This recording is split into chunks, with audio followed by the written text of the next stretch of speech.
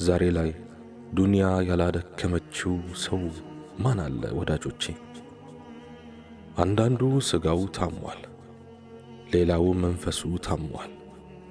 ትዳሩ የታመመ፣ ቤተሰቡ የታመመ፣ ኑሮ የታመመ፣ ስራው የታመመ፣ አእምሮ የታመመ ብዙ አለ። ዱንያ ህመሟ ብዙ ነው። ብለን ብናዳምጠው ያልጠበቅነውን ጉድ ከወንድም እህት እንሰማለን። ሰዎች ስንባል ሁላችንም የጎደልን፣ ሁላችንም ደካሞች፣ ሁላችንም ፈላጊዎች፣ ሁላችንም ህመምተኞች ነን። ለነኚህ ሁሉ ህመምተኞችና ለራሳችንም ጭምር ማዘንና እርስ በርስም መተዛዘን አስፈላጊ ነው። በቁሳዊም ይሁን በመንፈሳዊ ጉዳይ ወዶና ፈቅዶ የሰውን እጅ የሚያይ የለም። በዱንያዊ ጉዳይ ሀብታም የሆነው እንዳለው ሁሉ በአላህ ዘንድ ሀብታም የሆነውም እንዲሁ አለ። በአላህ ዘንድ ሀብታም ማለት አላህ ስለ ትክክለኛ ባርነቱ ዕውቅና የሰጠው ሰው ማለታችን ነው።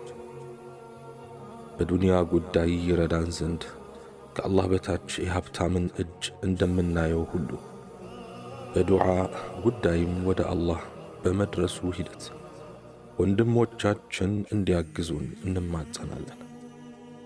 ዱንያ በከበደችበት ዘመን የኑሮን ጉልበት የሚሰጠን አላህ ነው። የፈተናን ባህር የሚያሻግረን እሱ ብቻ ነው። አላህን ይዞ የሚከብድ ምንም ነገር የለም። ቀደምት ደጋግ ባሮቹ ስሙን እንደጠሩ ነበር ምድርን የለቀቁት። እኛም አላህ እንዳለን እንኖራለን፣ አላህ እንዳልንም እንሞታለን ኢንሻአላህ። ተውሂድ በሁሉም ነገር ውስጥ አለ። ይህን ስንል በደስታም በመከራም ውስጥ አለ፣ በውጅንብርም በጸጥታውም ውስጥ አለ፣ በስደትም በአገርም ውስጥ አለ። ተውሂድ መቼም ቢሆን ትተውት የሚኖሩት ነገር አይደለም። ተውሂድ ተትቶ የሚሳካ ምንም ነገር የለም። የሚያኖር፣ የሚገድል፣ ጤና የሚሰጥ፣ የሚያስታምም፣ የሚሰጥ፣ የሚነሳ አላህ ሱብሓነሁ ወተዓላ ነው። ተውሂድ ሁሌም አላህን ማስታወስ፣ ሁሌም ከአላህ ጋር መሆን ነው። ባሮች ሆይ ፈጣሪያችሁን አላህን በማምለክ ውስጥ ደስታችሁን ፈልጉ። አላህን በመለመን ውስጥ ከድህነት ውጡ። አላህን በማሰብ ውስጥ ተስፋችሁን አለምልሙ። በአላህ ሱብሓነሁ ወተዓላ በመመካት ውስጥ ጥንካሬያችሁን አግኙ። ብትቸገሩ እሱም ብቻ እዩ፣ ብታዝኑ እሱም ብቻ አስቡ፣ ብትደህዩ የሱን በር ብቻ አንኳኩ። ዛሬ ላይ ፈተናው በዝቷል። በዘመነ ፈተና፣ በዘመነ ድንጋጤ፣ በዘመነ በሽታ፣ በዘመነ ወረርሽኝ ብዙ አማኞች መስመር ሲስቱ እናያለን። ሰዎች በሚታመሙበትና በተለይ ህመሙ ጸንቶባቸውና ቆይቶባቸው ተስፋ በሚቆርጡበት ጊዜ መድኃኒቱ ይህ ነው ተብለው በዚህም በዚያም ተመክረው ይህንንም ያንንም አዳምጠው ተዋክበው መስመር ይስታሉ። በዚህም የተነሳ ለበሽታቸው ትክክለኛውን መድኃኒት ያጣሉ፣ አልያም የተሳሳተ መድኃኒት ወስደው በሽታና መድኃኒቱ ይተላለፋሉ። ያለንባት ሀገር ዱንያ ትባላለች። ትርጉሟም የቅርቢቱ ዓለም ማለት ነው። ይህች ዓለም የቅርቢቱ ዓለም የተባለችው ያለ ምክንያት አይደለም። ዕድሜዋ ረዥም ቢመስልም አጭር ናት። ቋሚና ዘላለማዊ መስላ ብትታይም ጠፊና ረጋፊ ናት። ጉዞአችን ወደፊት እስከሆነ ድረስ ሞትና ቀብርን ጨምሮ የሚመጣው ሁሉ ቅርብ ነው።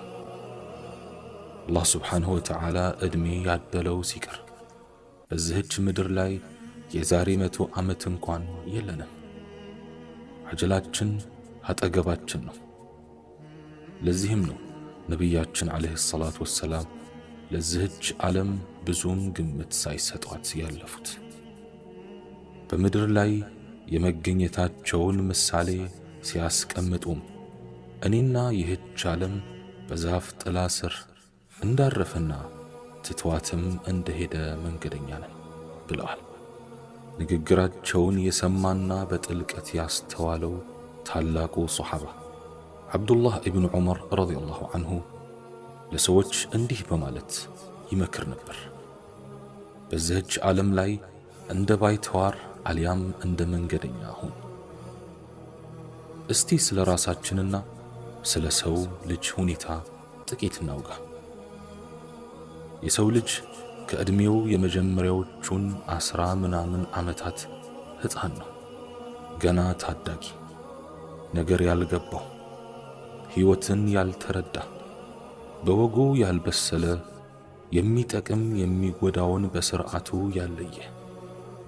ከ18 እስከ 35 ዓመታት ባሉት ጊዜ ውስጥ ደግሞ አትንኩኝ፣ አትጠጉኝ የሚል ለያዥ ለገናዥ የሚያስቸግር፣ ታላቁን የማያከብር፣ መምህሩን የሚዳፈር፣ በገዛ ወላጆቹ ላይ ምላሱን የሚያስረዝም፣ ገመድ የማይዘው ሰንሰለት የማይጥለው ከሱ በስተቀር በዚህች ምድር ላይ ሰው ስለ መኖሩ የሚጠራጠር፣ ቢወድቅ የሚሰበር፣ ቢሞት ሥጋው በአፈር የሚደፈር የማይመስለው፣ ከመሬት ከፍ ከሰማይ ዝቅ ብሎ የሚበር ፍንዳታ ነው።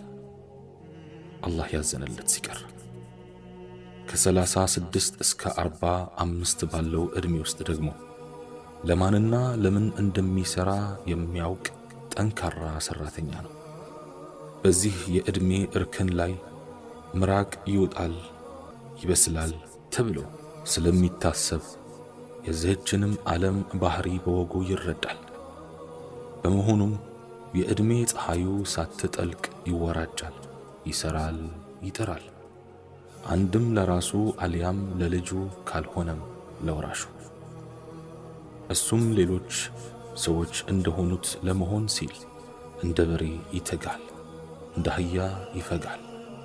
ብር ለመያዝ፣ ቤት ለመያዝ፣ መኪና ለመያዝ፣ ኑሮውን ለማስተካከል፣ እንዳይወድቅ እግሩን አርቆ ከመሬት ውስጥ ለመትከል።